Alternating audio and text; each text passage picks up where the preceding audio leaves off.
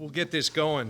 Happy to have Adam up here. Adam's been with us since year one in our tenure here, and been a real valuable member of our organization and our staff, and it's good to have him up here with me as we talk about our 53.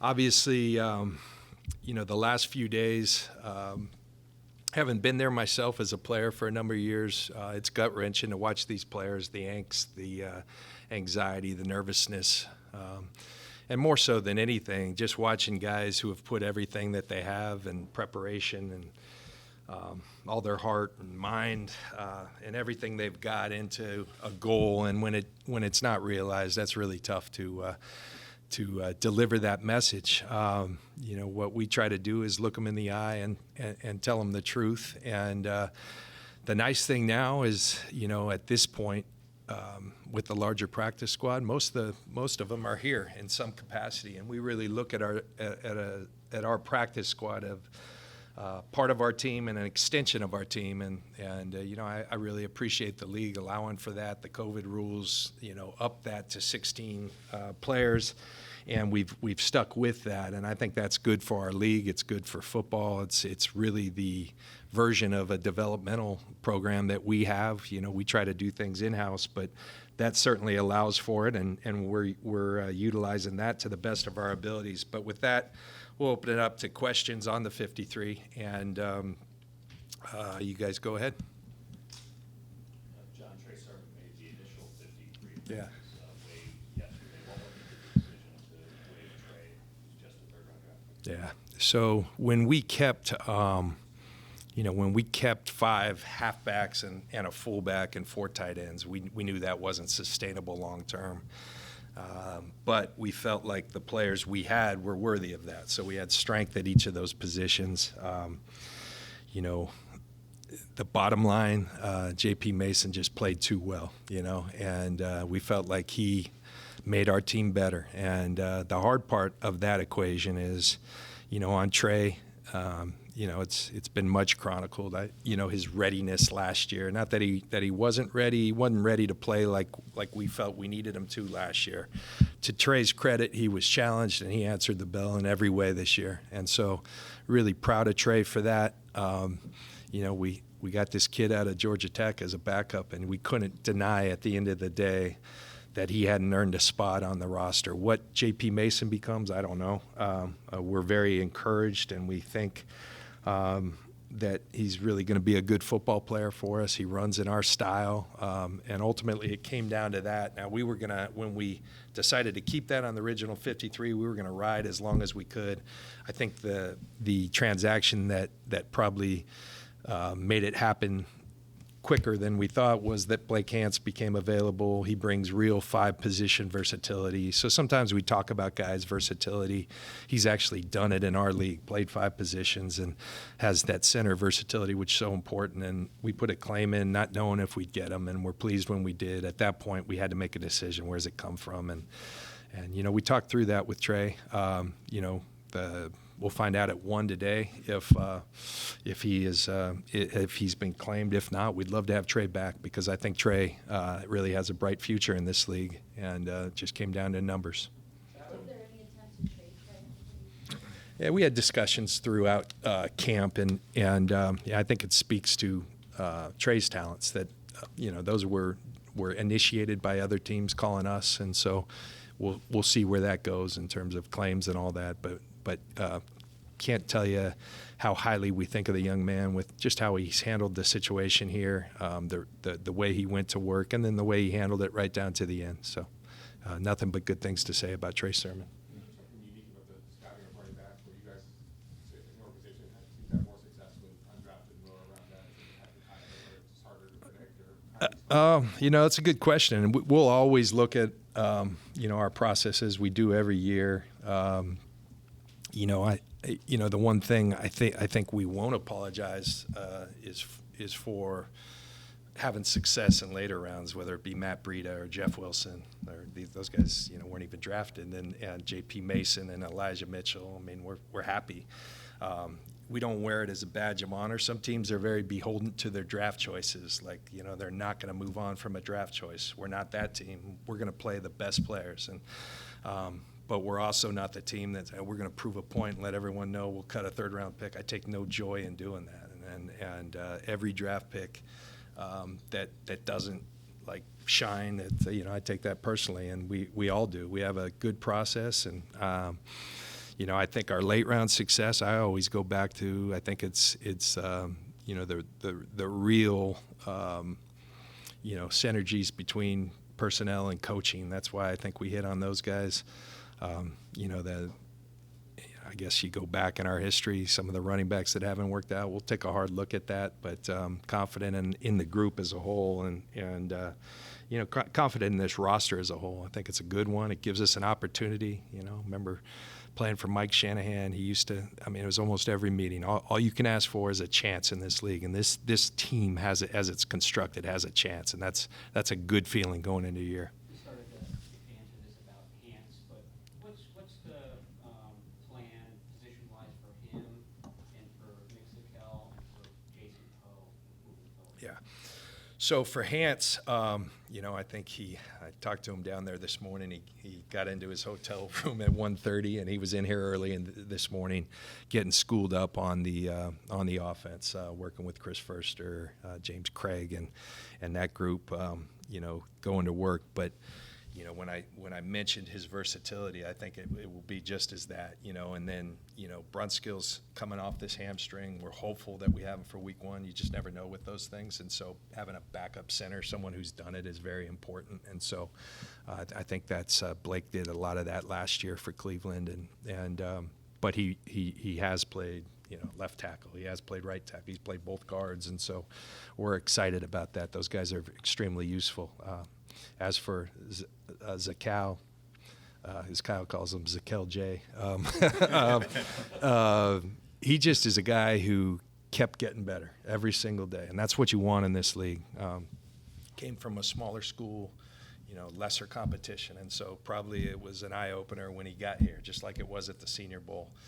I remember Adam talking about at the Senior Bowl, his day 2 was so much better than his day 1, and he's got a lot in his body, and he just kept looking like more and more of an NFL player with every given day. And we have really focused on him at the guards. We don't want to throw too much, but we do believe that he has center in his future, and he'll start snapping out here and make that part of his repertoire under the thought that the more you can do, the better for him, the better for us. Poe. Poe, that was a tough one, man, because that guy's fight, you talk about a guy you respect, and just the joy he brings to playing football. I think it's palpable. You feel it, and we were hanging on for dear life. That was a hard call, and the guys love him. Like in the locker room, when he makes a play, everybody you hear it, and so we're just going to put him in and allow him to keep getting better. And guys like that, despite the challenges of being a little smaller, when you have heart and fight, and it's not just that, he has ability, those guys tend to make it. His skill set is so unique. He's shorter, but he's got that natural leverage, kind of I think Chris Furster says a bowling ball. Yeah. Is there in position, with the position coaches, when the cut down was happening, there are different positions that are kind of pounding the table for Jason Poe, given that skill set? No, but my worries were some of these other teams in the league. So, gosh, someone going to bring him in as a guard / fullback / so I should probably shut up right now because I really like the young man. So, Adam, how do you look at this draft class? No first round picks, but I don't know, 3, 4 guys maybe could be pretty big contributors right away. Did you see that in this class? Sammy Monek, even down to Purdy. Did you see this happening with this draft class? Yeah, I think any draft class, you hope that happens. And we thought we had a lot of talent in there. We thought we got really good value, especially with our first 3 picks. And then on down the line, Purdy, I thought he was probably going to be a 4th rounder, a 5th rounder, and everybody got kind of pushed back. So far, so good. It's been really promising, and we'll see how they go in games. Was the decision to go 3 quarterbacks specifically because you didn't want to expose Brock? yes, Brock came in, from day 1, just kind of showed a grasp for our offense. it wasn't too big. I think his experience, this is a guy who's played a lot of football, just command and presence, and he steps in that huddle, and it's his huddle, and not afraid to throw into small windows. There's just a lot to like, and he just earned that spot. And we're a team. If you look at our history, we like keeping two quarterbacks on the active because it allows us to do some things elsewhere. But we also, if you have a guy like him, you don't want to expose him, and we didn't, and we like that room and the way it's constructed right now. Following up on that, John, a point of clarification on Jimmy. You mentioned in March that you hadn't received any offers from him because of the surgery. Did you ever actually receive an actionable trade offer on Jimmy? And also, Yeah. how much did keeping Jimmy maybe shake things? Yeah, that's always an interesting question because it's not like someone emails you, here's our offer. It's discussions, and what I can tell you is with great confidence is like combine time. There were really serious talks with. When I say serious, probably 2-3 teams that I felt like, you'd have to ask them, like this was going to happen. And then that's when that news broke, And so then things went where they went. And we talked a lot about the other day as to why we arrived at where we're at. But I'm glad that we've arrived where we're at. But after he got healthy, those conversations never got back to that point where you were. Yeah, and that's why, we were a little at a loss, because, you can talk to his doctor, you can talk to our doctor, you can talk to a lot of people, and he was doing well, but, we're happy that they didn't. We're happy that he's here. Going back to Mason, this wasn't even a starter in college. How do you guys find someone like that? Yeah, so he's actually beat out his junior and senior year by a guy who's really highly talented, actually transferred to Alabama this year. Gibbs is his name. So it really got dug out by Warren Ball, who is he's our Midwest scout now, was our Northeast scout, but he cross-checks the running backs. And he dug him out just watching a ton of tape and said, I really like this guy. And I remember he sent me a cut-up on like 4 days before the draft. Watch this guy. So I watched him. Coach Lynn watched him, and we thought he was right up there with everybody. So kudos to Warren for finding him, and obviously it's been a great fit for us. Another question, different player, Sam Womack. It seems like he kind of came on your radar late. Yeah. With Sam, It's like I'm sorry. collaborative thing, but how rewarding is it for you to see a guy chosen where he was to now, be in line to be a major contributor year one?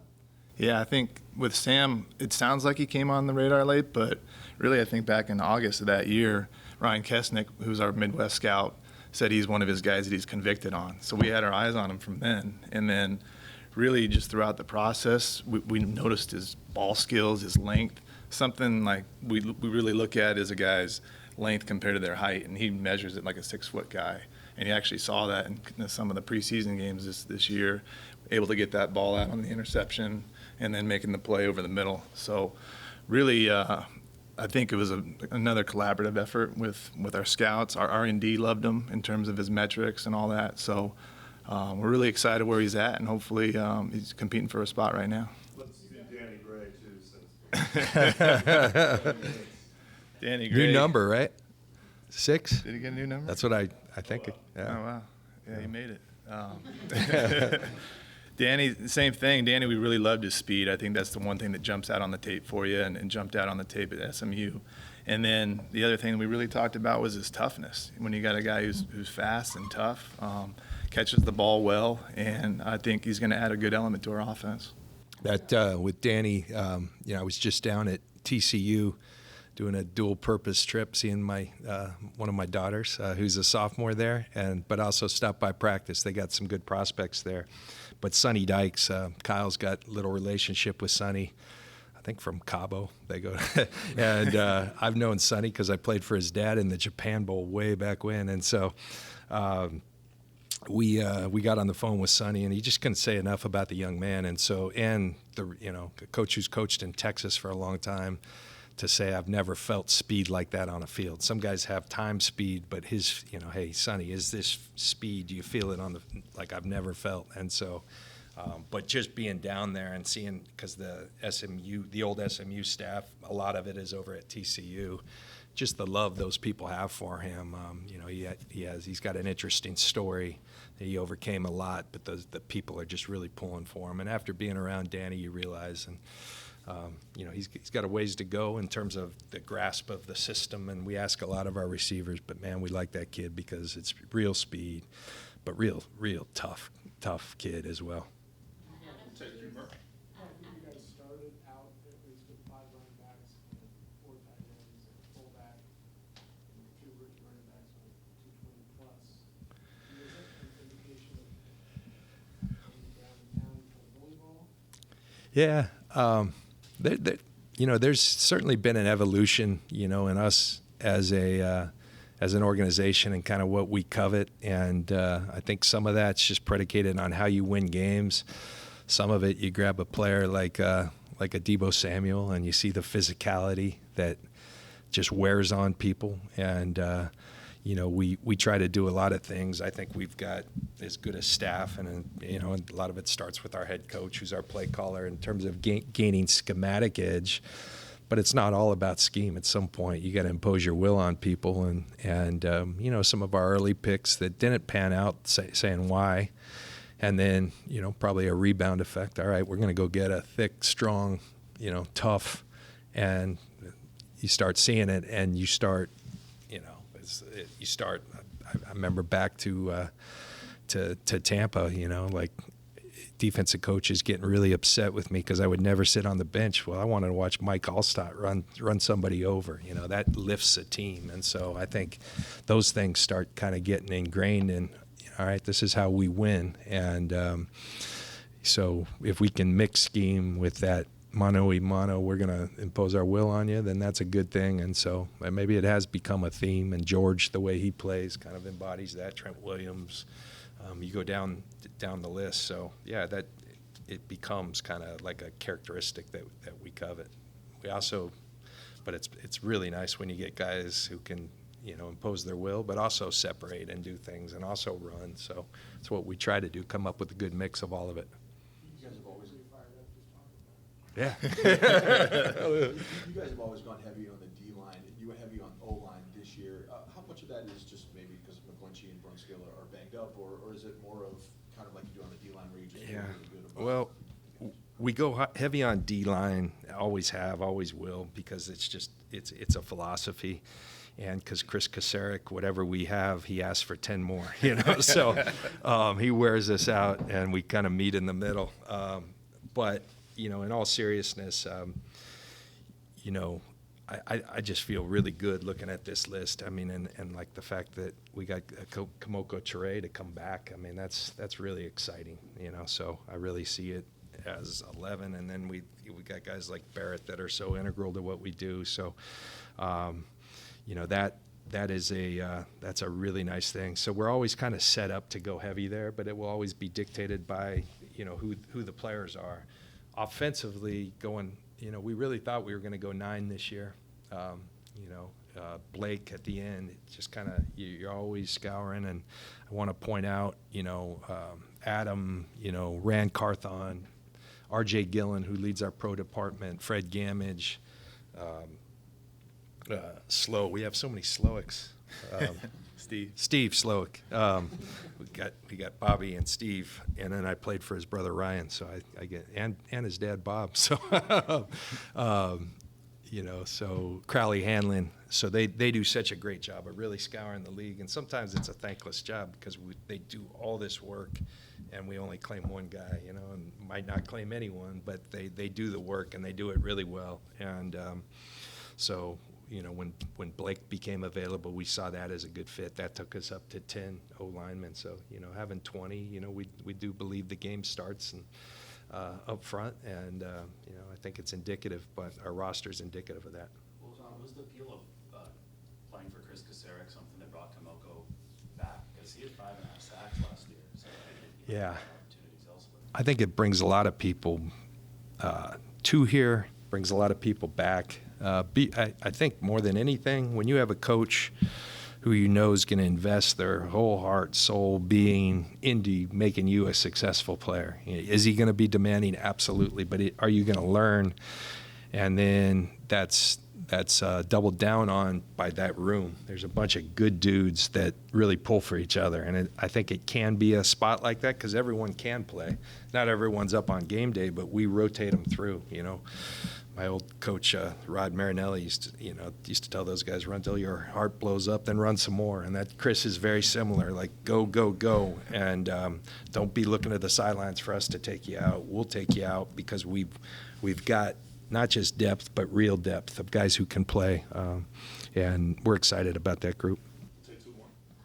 Just after seeing the whole preseason work of Spencer Burford, what's his NFL readiness potential, and was he everything you hoped he would be when you guys took him in the fourth round? Yeah, he's a guy who was a tackle really his last couple of years in college and played a little bit of guard in college too. So moving him inside, you never know how that's going to go. But I think yeah, he's held pretty well there and playing right guard the whole time. And he'll have his wins, he'll have his losses, good days and bad days. But you see little incremental growth every single day. And I think he's got a really bright future. He's got really long arms. He's very strong. He's smart, and he's a hard worker. So that's all you can ask for. Dante Johnson never seems to go very far from the roster. What's the plan with him and, the free safety spot while Jimmy is in that hamstring injury? Yeah, that's one that, man, that's the most brutal.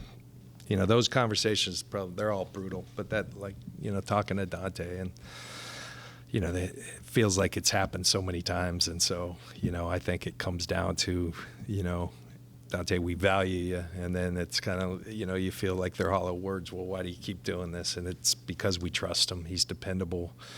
I think never was that more true than late last year when I think in the same game we played him at nickel and safety. He had played corner earlier in the year, and these are at important times deep in the playoffs, and it's just always there for us. And so I hate that it comes down to that he didn't make it, because for a large part of the offseason, right down to the end, really, we felt like he was. But when certain things break on your 53 that you feel like you need to go strong and heavy at other positions, well, then there's always a trickle down, and so you have to make tough calls. But I think, I'm really thankful and grateful that Dante believes in this organization enough that he came back for us, and he's the type of guy that will come in. I promise you he'll be playing at some point for us and do a great job. That's what he does. As for free safety, we're going to let that play out. We've got options with, Huff has been tremendous and I think really asserted himself, and I'm really excited to watch him play. I think he's a football player who, year one showed some flash, and year two showing, real consistency and a grasp for a position and a comfortability, and now he's got to go do it. But excited about him. George Odom came over, and we knew we had a Pro Bowl special teams player, but a guy we thought and had demonstrated last year for Indy could play safety at a high level, and he gives us a great option. Gibson has been a nice add, although he didn't come until, I think we were in our second or third day in Minnesota when we got him on board. So, but he's a vet, kind of played in a version of this system with Danny Bullock's down in Jacksonville. So he took to it really quick. So all those guys will be in the equation. Am I missing anyone there? Dante will be part of that equation, and T. Moore, of course. Yeah, T. Moore. Is Dante Johnson on the practice squad? Practice squad. Yeah. Yeah. With the money you guys saved cap-wise with Garoppolo, do you plan on doing any extensions or contracts before the season? I can tell you, I'm not going to tell you who, but we're talking to a few players. So, I've been more focused on our roster, been leaving that to Prague and Hamp, and we'll try to pursue that and see if it makes sense for them, for us, and always trying to lock up our good players.